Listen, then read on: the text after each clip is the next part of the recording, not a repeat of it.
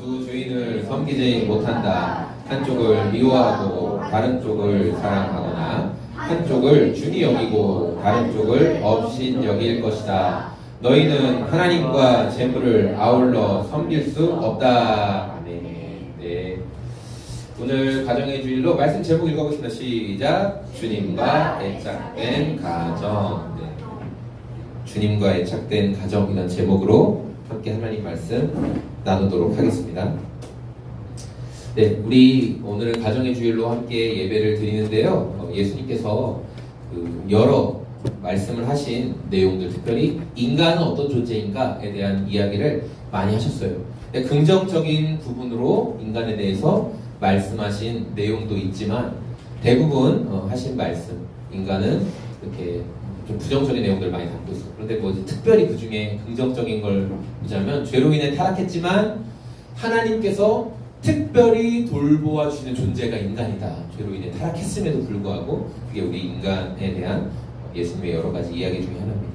사람은 육체적인 한계가 있고 그래서 하나님 없이는 살 수 없는 존재다. 하나님께만 의존해야 되는 존재다. 그리고 사람의 마음엔 악함이 많이 있다. 이런 것도 예수님께서 말씀해 주셨어요. 오늘 우리가 읽은 말씀에서도 사람의 한 가지 속성이 기록되어 있어요. 그게 뭐냐면 사람이 두 주인을 섬길 수 없다라고 하신 말씀이에요. 근데 여러분 오늘 가정의 주일인데 보통 가정의 주일 하면은 좀 밝은 메시지, 뭐 부모를 공경하라, 자녀는 순종하라, 뭐 이제 이런 거 많이 하는데 갑자기 두 주인을 섬기지 못한다 막 이런 거 하니까 저희는 원래 좀 파격적인 원래 그런 스타일이어가지고 왜 이런 무거운 주제를 꺼내나 이런 생각 하시는 분도 있을 거예요. 그러나 저는 오늘 이 말씀이 이 가정의 주일에 다루는 어떤 어려운 그런 메시지가 아니라 저나 우리 성도님들이나 우리 각 사람들이 가정의 주인을 분명하게 정하지 못하면 행복한 가정, 행복한 관계 맺을 수 없다는 걸 기억하시라고 오늘 이 말씀을 제가 준비하고 나누려고 합니다. 먼저 우리가 오늘 읽은 마태복음 6장 전체의 내용은 예수님께서 진짜 제자는 어떤 삶을 살아야 되는가에 대한 내용을 쭉 말씀해 주세요. 그러면서 우리가 어떤 거룩해 보이는 행실, 사람이 거룩해 보이는 행실을 할 때 어떤 사람에게 자선을 베풀고 사람들에게 구제를 하고 좋은 일을 할 때 어떻게 해야 되냐라고 말씀하고 있는데 우리 3절과 4절 말씀 같이 읽어보겠습니다. 시작. 너는 자선을 왼손이 무례하여 내 자선 행위를 그리하면 남 모르게 숨어서 보시는 내 아버지께서 너에게 갚아주실 것이다. 종교 지도자들이나 유대인들은 이렇게 자선 행위를 하면서 마치 나팔을 부는 것처럼 다른 사람들이 다 알아보게 했다는 거예요. 그래서 구제헌금을 할 때도 그냥 이렇게 조용히 넣으면 되는데 동전을 따가따가따가따가 계속 넣으면서 나 이렇게 돈 많이 헌금한다 이런 걸 보여주려고 했다는 거죠. 또 예수님이 이제 두 번째 구제에 대해서 말씀하셨다면 두 번째는 기도에 관해서 하시는 말씀인데 기도에 대해서 뭐라고 말씀하시냐면 사람에게 보이려고 화려한 말들을 하며 길게 기도하는 것은 금지. 그렇게 하지 마. 골방에 들어가서 조용히 숨어서 기도해 이렇게 말씀하셨어요. 제가 오늘 수곡침례교회 권사임직식의 대표 기도를 맡았거든요. 고민이 되는 거예요. 그래서 또 말씀이랑 이어지네. 그래서 제가 아내한테 내가 내일 무슨 기도할까? 내가 어떻게 기도할까? 기가 막히게 한번 할까? 아니면 미사역으로 천지만물을 지으시고 우주의 역사를 질서를 주관하시고 블랙홀과 화이트홀을 창조하시고 이런 거 한번 할까? 그랬더니 아내가 막 웃더니 당신은 그런 식으로 하면 절대 안 돼. 원래 이 목사는 쉬운 목사인데 이 목사가 왜 그런 식으로 하냐. 사람들이 이 목사의 기도나 설교에 항상 기대하는 건 쉬운 거. 유치원생들도 다 알아듣는 거 이거 기대하는데 왜 그렇게 어렵게 해? 라고 그렇게 무섭게 말하진 않았습니다. 다정하게 얘기했어요. 근데 맞아요. 저는 정말 기도가 그렇게 너무 어렵고 미사여고 많이 붙여서 하는 게 정말 기도가 맞나? 그냥 하나님께 내 마음 솔직하게 고백하고 또 내가 누군가를 위해 기도해 줄 때 하나님 저 사람이 이랬으면 좋겠습니다. 하나님이 이렇게 저 사람의 이런 부분들을 만져주시고 도와주셨으면 좋겠습니다. 그게 기도지. 하나님도 아유 야 네 기도 진짜 고리타분하다. 맨날 했던 말만 또 하는구나. 그렇게 하실 것 같다는 생각이 들어서 오늘 기도 엄청 쉽게 할 거니까 혹시 기도가 궁금하신 분은 수업에 오셔도 되고요. 네. 자 그리고 이제 개인적인 기도에 대해서 말씀하시면서 또 이어서 하신 말씀이 뭐냐면 금식 기도할 때 유대인들 종교 지도자들은 일주일에 2번에서 3번 금식 기도를 했거든요. 근데 그때 어떻게 했냐면 얼굴을 막 죽을상을 하는 거예요. 막 누가 봐도 아니 선생님 왜 그러십니까? 금식 중이지 않느냐 이렇게 보일 정도로 막 얼굴도 촉촉해가지고 그러면서 누가 봐도 저 사람 금식 기도하고 있는 거 걸음도 터덜거리면서 아유 나 배고파 죽겠다 이러면서 했다는 거예요. 그러니까 예수님이 사람에게 보이려고 흉한 얼굴 하지 좀 마라 그렇게 말씀하셨어요. 너 왜 이렇게 겉모습으로 사람들한테 보여주고 싶냐? 하나님한테만 보이면 되는 거 아니냐? 하면서 예수님이 말씀하셨어요. 그러니까 우리가 얼마나 다른 사람들에게 보여주고 싶은 존재인지를 예수님은 너무나 잘 알고 계신다는 거죠. 그런데 19절부터 34절에서는 이제 보물과 염려하는 것, 어떤 재정적인 염려에 대해서 쭉 말씀하시면서 하늘에 보물을, 상급을 쌓아 두어라. 하늘에 쌓아두면 사라지지 않는다. 그러나 땅에 쌓아두는 것은 도둑이 훔쳐갈 수도 있고, 그리고 그 당시에 동전이 이렇게 좀 먹을 수 있거든요. 예, 그러면 못 쓰게 되나? 그 무늬가 다 지워지면 못 쓰니까 못 쓰게 된다. 그러면서 예수님이 이제 말씀하신대요. 그리고 이어진 핵심 말씀이 오늘 24절 말씀입니다. 같이 읽어보겠습니다. 시작. 아무도 두 주인을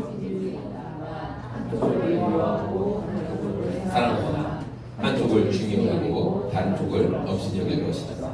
너희는 하나님과 재물을 아울러 섬길 수 없다.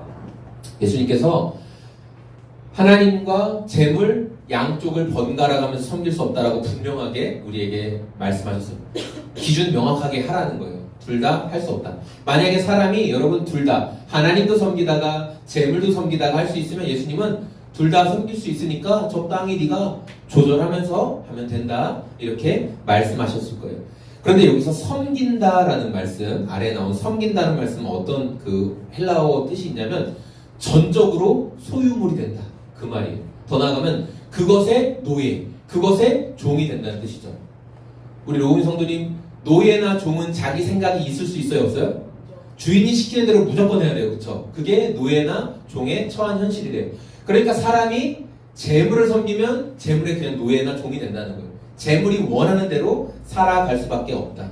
그래서 이 재물이란 말도 그냥 화폐되는 가치 그게 아니라 맘모나스 들어보셨죠? 만몬주의 이런 거 들어보셨죠? 그러니까 인격화된 어떤 재물, 재화 이런 걸 상징하는 게 만몬이거든요. 그래서 이 만몬을 너희가 믿기 시작하면 하나님과 만몬을 동일한 위치에 놓으면 결국 만몬이 원하는 대로 살아갈 수밖에 없다. 만몬은 절대 하나님이 그 자리에 계시도록 두지 않는다는 거예요. 치고 들어와서 하나님 자리를 자기가 차지한다. 만약에 여러분 우리가 하나님을 주인으로 섬기는 가정과 만몬, 그러니까 가짜 하나님이죠. 가짜 하나님을 섬기는 가정의 특징이 뭐가 있을까 생각해 본다면 이 만몬, 가짜 하나님은 아무리 열심히 섬겨도 우리가 의지해도 계속 불안해요. 여러분 지금 재정적으로 좀 뭐 경제적으로 좀 여유가 있고 그래서 지금 내가 수익이 이렇게 착착착착 오고 있어 하고 생각하는 분들 있을 거예요. 있으면 좋겠어요. 자, 근데 거기에서 안정이 있으세요? 5년, 10년, 20년 여러분에게 수익이 계속 옵니까? 아니죠. 그럼 이제 불안해지죠. 5년 뒤는 어떻게 될까? 5년 뒤 너무 뭔가? 자, 당장 1년 뒤는 어떻게 될까? 3년 뒤는 어떻게 될까? 만몬 또는 가짜 신들은 아무리 열심히 의지해도 우리 마음 가운데 불안만 준다는 거예요. 가짜 하나님을 흉내내는 우상들은 아무리 의지해도 우리에게 진정한 만족을 줄 수 없습니다. 그러나 참 주인이신 하나님을 섬기는 가정에는 평안이 있어요. 돈이 있고 적음이랑 상관이 없습니다. 하나님이 우리 가정을 책임져 주신다는 분명한 확신과 그리고 하나님이 실제로 그렇게 도우시는 은혜를 경험하기 때문에 평안한 거예요, 가정이. 그거 잘 안 된다고 너무 염려하지 마. 하나님이 우리와 함께 하시기 때문에 이게 진짜 평안이에요. 여러분 우리가 생명의 삶을 통해서 배운 거 기억하세요? 믿음이 성장했다. 저 사람 믿음이 성장했다라는 것은 뭐냐면 열심히 노력해서 거룩해 보이는 행실이 많이 나타나는 게 아니라 세상에서 가장 거룩하신 분, 그분을 닮는 건데 그 세상에서 가장 거룩하신 분이 누구일까요? 예, 무조건 예수님 크게 말씀하십니다. 세상에서 가장 거룩하신 분이 누굴까요?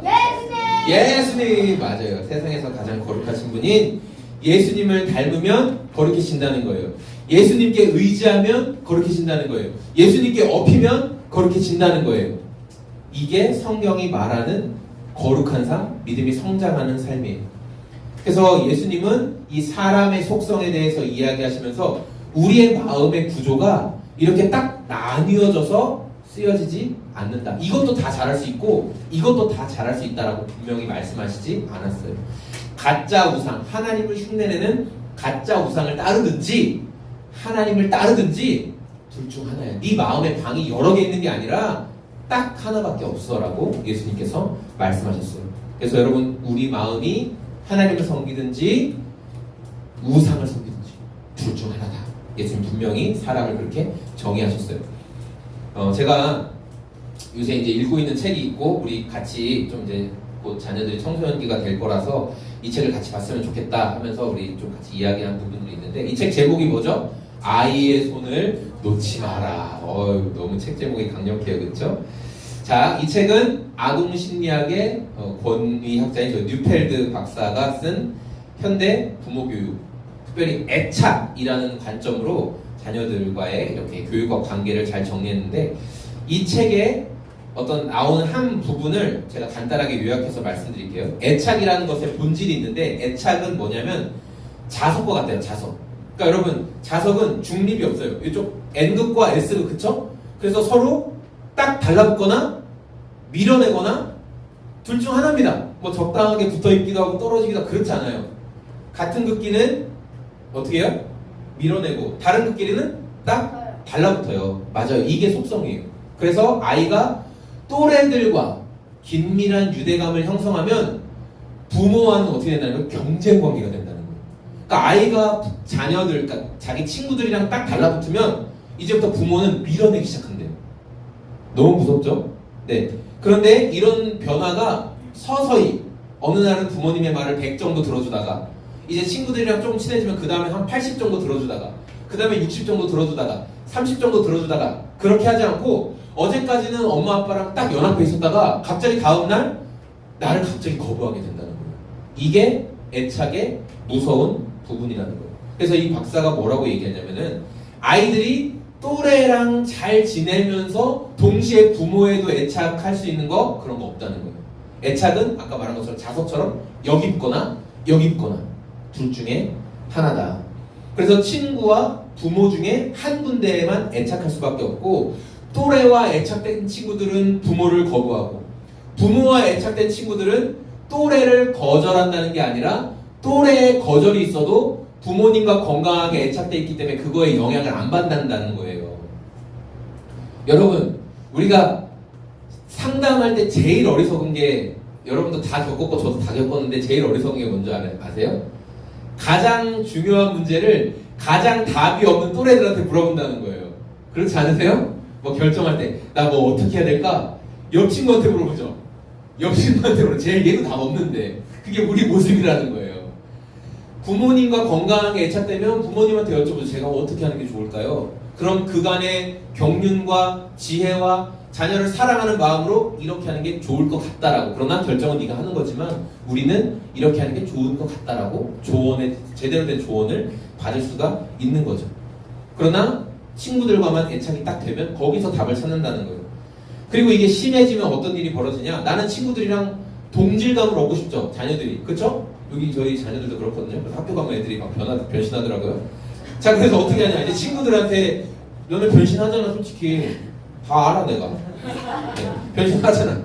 그래서 어떻게 하냐? 이제 친구들에게 점수를 따고 싶으니까 어떤 일이 벌이냐면 다른 친구들처럼 부모를 조롱하거나 비방하는 일을 같이 해요. 우리 엄마 아빠한테 꼴통이야, 또라이야 이러면서 같이 한다는 거예요. 내가 하고 싶은 거 하나도 안 도와줘. 왜? 얘네랑 동질화가 돼야 되니까. 얘네에게 점수를 얻어야 되니까. 근데 여러분, 여기서 중요한 게 뭐냐면 애착이라는 게 부모에게 붙거나 또래에게 붙거나 둘 중 하나구나. 여기도 잘하고 여기도 잘할 수는 없구나라는 걸 우리가 모르면 어떻게 빠지냐. 이게 책에 나온 내용입니다. 어떻게 되냐면 부모가 아이들이 이렇게 반항하는 게 그냥 발달 과정 중에 사춘기니까 그렇구나. 그냥 자아와 개성이 생기니까 그렇구나라고 그렇게 이해한다는 거예요. 그러나 그 뉴펜트 박사는 아니라는 거예요. 애착은 그렇지 않다. 이렇게 이야기하면서 자녀들이 부모를 적으로 취급하게 그냥 두는 거. 그리고 또래 애들에게 애착해 주도록 그냥 내가 그래도 또래랑 잘 지내라 이렇게 하는 것이 아이의 인생을 망치는 너무 위험한 일이라고 이 책에서는 제 이목사 말이 아니라 이 책에서 그렇게 이야기하고 있어요. 부모와 중요한 애착을 먼저 하는 게 가장 중요하다. 네, 이게 먼저 중요하다. 이렇게 이야기하고 있다는 거예요. 자, 그래서 이 말씀이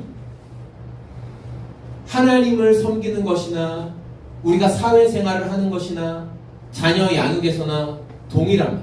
이 말씀이. 제가 어떤 형제에게 이런 이야기를 들었어요. 목사님, 제가 이번에 직원을 뽑았어요. 그런데 원래 제가 같이 하고 싶던 사람이 되지 않으면서도 뽑힌 직원이라 잘 해주길 바랬어요. 그런데 이분이 좀 애매하게 이야기를 하더래요. 그래서 이제 며칠부터 출근하셔야 됩니다 라고 얘기했더니 그분이 저 죄송한데 다른 데 합격해가지고 못 갈 것 같아요. 이렇게 얘기했다는 거예요. 뭐예요? 이 사람은 이미 두 마음을 품고 있었던 거예요. 내가 여기도 내고 여기도 내봤는데 실제 내 마음은 여기를 좀 더 가고 싶은데 어떻게 될까? 근데 여기가 발표가 더 늦었던 거지. 근데 여기가 다 발표가 났어. 그래서 결론적으로 뽑아놨던 사람들이 다 못 오게 되는 일이 벌어져서 지금 다시 또 뽑아야 되는 그런 상황이 벌어졌다. 사회생활에도 동일하네요. 사람이 난 이 회사에서 이제 일해야지 하고 마음을 딱 먹는 게 아니라 이력서 이미 내놓고 또 딴 데 바라보고 있는 거예요. 합격 연락을 받아도 또 딴 데 바라보고 있는 거예요. 자녀를 양육할 때도 또 딴 데 바라보고 있고 믿음 생활하면서도 또 딴 데 바라보고 있고 예수님이 그래서 우리에게 말씀하신 거예요. 두 개 섬길 수 없어. 명확하게 정해. 여러분, 우리가 오늘 이 말씀을 보면서 정말 기억해야 될 것은 우리가 거짓 우상의 통제를 따르는 그런 모습들이 아니라 우선순위를 명확하게 하는 것. 그것이 우리 개인이든 가정이든 삶의 여러 영역이든 신앙의 영역이든 하나님과 다른 어떤 것들을 동시에 할 수 없다는 걸 기억하고 하나님께 제대로 애착되어 있으면 나머지 것은 다 오케이. 그런데 우리가 하나님께 애착되어 있지 않고 다른 것에서부터 애착되어 있으면 제대로 아무것도 이룰 수 없다. 가정도 질서도 다 무너진다. 이 사실을 좀 기억하면서 우리가 이 가정의 주의를 함께 보냈으면 좋겠습니다. 네, 우리 이 시간에 주신 말씀 생각하면서 같이 기도하고 오늘 예배 마치도록 하겠습니다. 우리 함께